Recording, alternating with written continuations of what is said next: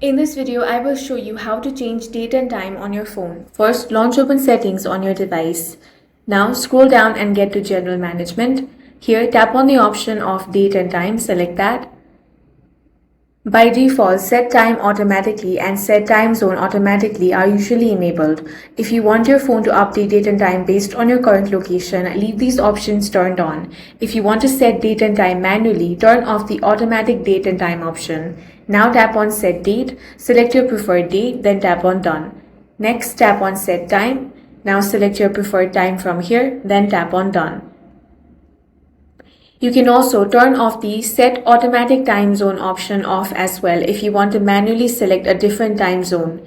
Make sure you choose the correct time zone as using wrong one can affect apps and online services.